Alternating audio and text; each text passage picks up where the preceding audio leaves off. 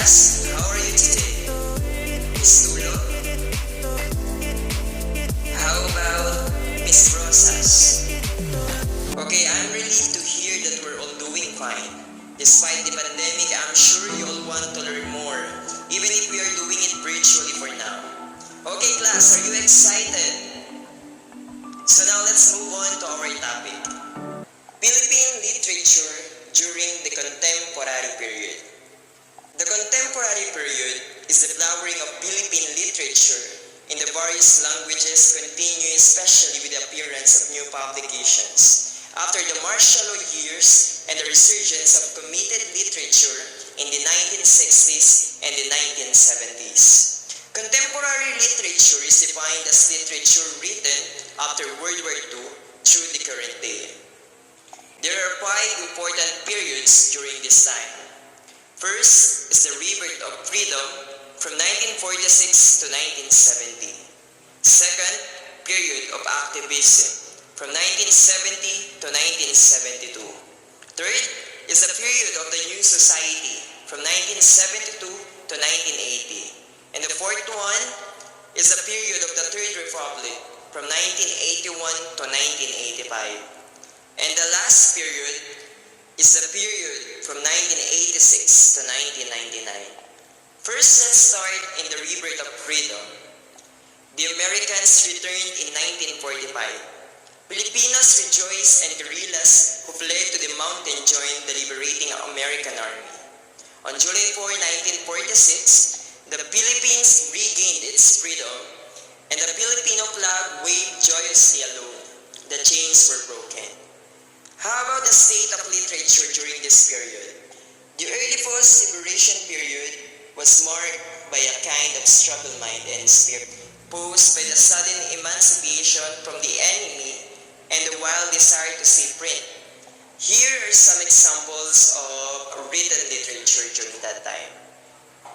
Heart of the Islands, 1947. Philippines Cross-Section, 1950. Prose and Poems, 1952. Philippine Writing, 1953. Horizons List, 1967. Speak Not is Speak Also by Conrado V. Fedoroche. The new Filipino literature during this period. Philippines literature in Tagalog was revived during this period. Most themes in the writings dealt with Japanese brutalities of the poverty of life under the Japanese government and the brave guerrilla exploits. Period of activism. Many young people became activists to ask for changes in the government. In the expression of this desire for change, keen were the writings of some youth who were fired with nationalism in order to emphasize the importance of their petitions. The literary revolution, the youth became completely rebellious during this period. This was proven not only in the bloody demonstrations and in the sidewalk expressions but also in literature. Campus newspapers showed rebellious emotions. The once aristocratic writers developed awareness for society. They held pens and wrote on placards in red paint the equivalent of the word makibaka. It means to dare. Writing during the period of activism. The irreverence for the poor rich is peaked during this period of the mass revolution. It was also during this period that bomba films that discredit our race as Filipinos started to come out. Palanca Awardees for Literature in English, established in 1950. The Palanca Memorial Awards for Literature had been giving cash prizes for short story, poetry, and one-act play writing as an incentive to Filipino writers. The prizes come from La Tondenia Incorporation, the firm founded by the late Carlos Palanca Sr. Next is the period of the new society. Who among you have an idea about this period? Any hand? Okay, very good, Mr. Ebron and Ms. Lucena. Thank you for that insight. So, period of the new society, try to stop pornography or those writings giving bad influences on the morals of the people. All school newspapers were temporarily stopped and so with school organizations.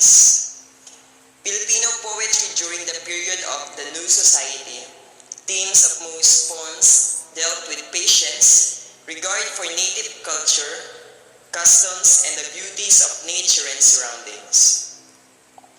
The government led in reviving old plays and dramas, like the Tagalog Zarzuela, Cenaculo, and the Embayoka of the Muslims, which were presented in the rebuilt Metropolitan Theater, the Folk Arts Theater, and the Cultural Center of the Philippines. Radio continued to be patronized during this period. A yearly pista ng mga pelikulang Pilipino was held during this time. During the festival, which lasted usually for a month, only Filipino films were shown in all theaters in Metro Manila. During this period of the new society, newspapers donned new forms. Bilingual education, which was initiated by the Board of National Education as early as 1958 and continued up to the period of martial rule in September 21, 1972, resulted in the deterioration of English in the different levels of education. The focus of education and culture was on problems of national identity, on reorientation, renewed vigor, and the firm resolves to carry out plans and programs. Next is the period of the Third Republic. Ms. Manangkil, please share your insights. Thank you, Ms. Manangkil. Another one, Ms. Ibardalosa. Okay, thank you. After 10 years of military rule and some changes in the life of the Filipino, which is started under the new society, martial rule was at last lifted on January 2, 1981. Poems during this period of the Third Republic were romantic and revolutionary. Writers wrote openly of their criticism against the government.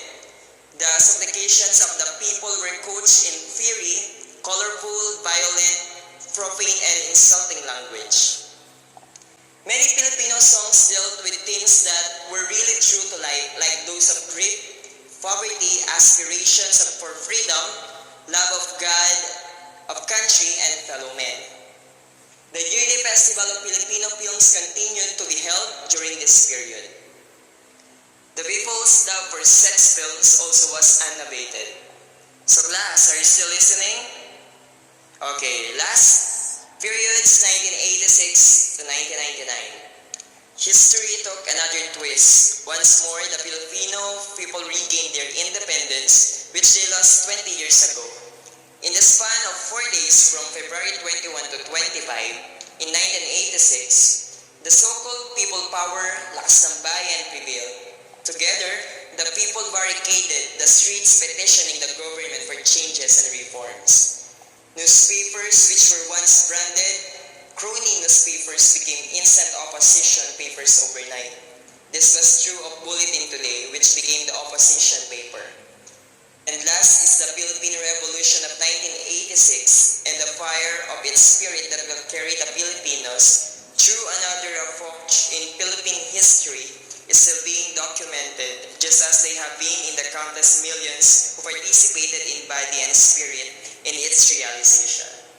And that's the end of our lesson for today. Thank you, class, for listening. Have a blessed day.